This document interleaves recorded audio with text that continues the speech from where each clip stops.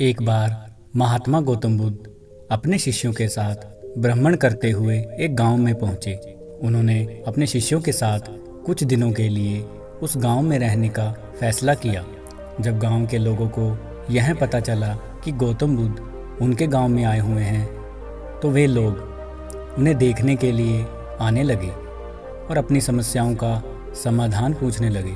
उसी गांव में एक बहुत गरीब व्यक्ति रहता था। वह हर रोज़ देखता कि लोग दुखी चेहरे लेकर बुद्ध के पास जाते हैं, लेकिन जब वह वापस आते हैं तो बड़े खुश और प्रसन्न दिखाई देते हैं।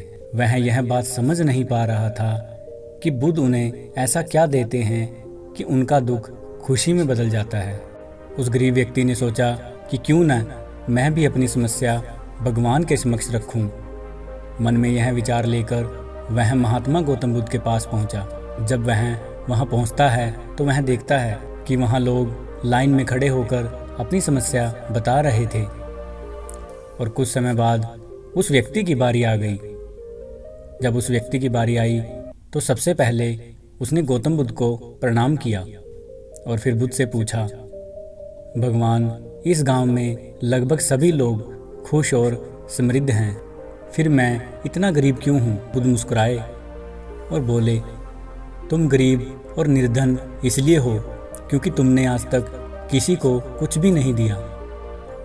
इस पर वह गरीब व्यक्ति बहुत चकित होता है और बोलता है, भगवान, मेरे पास दूसरों को देने के लिए क्या हो सकता है, जबकि मैं तो खुद लोगों से भीख मांगकर अपना गुजारा करता हूँ। ये सब सुनने के बाद गौतम बुद्ध कुछ समय चुप रहे और फिर उस व्यक्ति से बोले, तुम्हारे पास दोनों हाथ सलामत हैं, जिन्हें तुम लोगों की सेवा में लगा सकते हो और दूसरों का भला कर सकते हो। इसके अलावा तुम्हारे पास मुंह है, जिससे तुम लोगों से अच्छी अच्छी बातें कर सकते हो और उनका हौसला बढ़ा सकते हो। ये ज़रूरी नहीं कि हम पैसों का ही दान कर सकते हैं। हम चाहें तो शिक्षा का भी दान कर सकते हैं और अन्न का भी दान कर सकते हैं। ऊपर वाले ने अगर किसी को एक स्वस्थ शरीर दिया है तो वह गरीब नहीं है, बस उनका दिमाग गरीब है। बुद्ध की यह बातें सुनने के बाद वह भिखारी बहुत खुश हो गया और उसका मन संतुष्ट हो गया। उसे बुद्ध की सारी बातें समझ में आ गई और उसने बुद्ध के सामने यह प्रण लिया कि आज के बाद वह भीख मांगना छोड़ देगा और कुछ अच्छा काम करेगा और समय को कभी गरीब नहीं कहेगा। दोस्तों, इस कहानी से हमें यह शिक्षा मिलती है कि हम हमेशा यह सोचते रहते हैं कि हम गरीब हैं। हम यह कभी नहीं सोचते कि भगवान ने हमें एक स्वस्थ शरीर दिया है, जिसका उपयोग करके हम आगे बढ़ सकते हैं।